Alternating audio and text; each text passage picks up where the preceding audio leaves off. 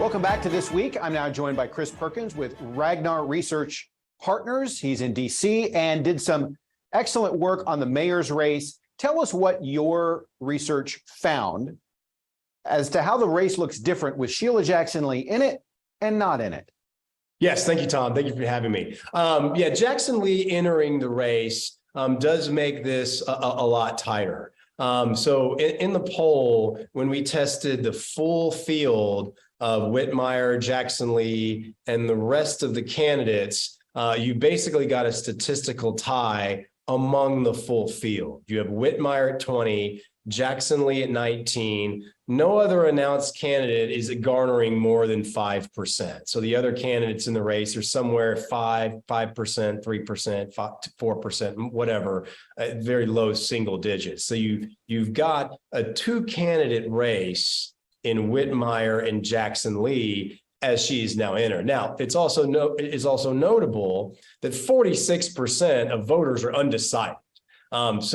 Even though you've got a two-candidate race with Whitmire and Sheila Jackson Lee being statistically tied, you still have a large plurality of the race of voters, that is undecided at this point. So there's a long time between now and November when voters will cast their ballot.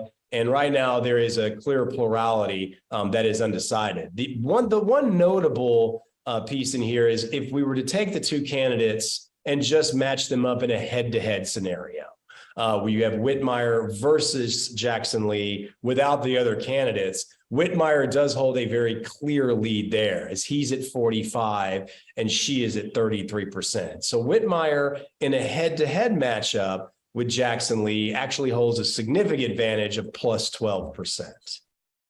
So when you look at the race and the polling that you did earlier in March compared to now, I noticed that Whitmire loses a little bit, the other candidates lose a little bit, and the undecided dropped. Is all of that going to Jackson Lee, or is part of that just a function of it being a month closer to Election Day? That's a function. That's a little bit of a function. Not all of it is going to Jackson Lee. I would hypothesize that she's a lot more well-known than the other candidates.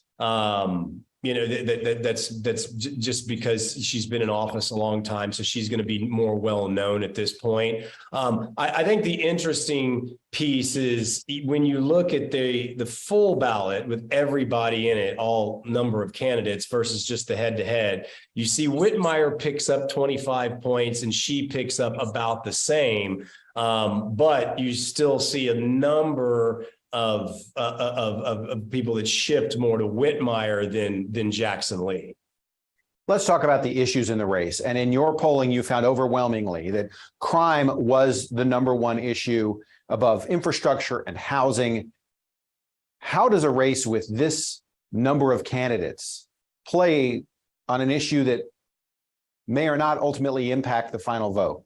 Sure. Yeah. I mean, one of the things that we realized is when you look at when we ask Houston voters, have you personally been a victim of a crime in the past few years? A quarter, 25% say they have, and 42% say a close friend or family member has. So when you've got a quarter of voters that said they've been a victim and a very large percentage that said a close family friend or family member or friend have, you can see kind of where they are. And the way we ask this question is, what's the single most important issue you'd like to hear a candidate for mayor address?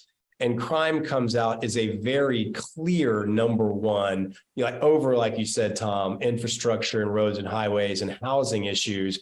You can just see how dominant the issue will be when moving forward in the race. And I think a lot of it is going to be, which candidate can position themselves as the best is going to help solve the crime issues in Houston. Chris Perkins, thanks so much for your time. We appreciate it.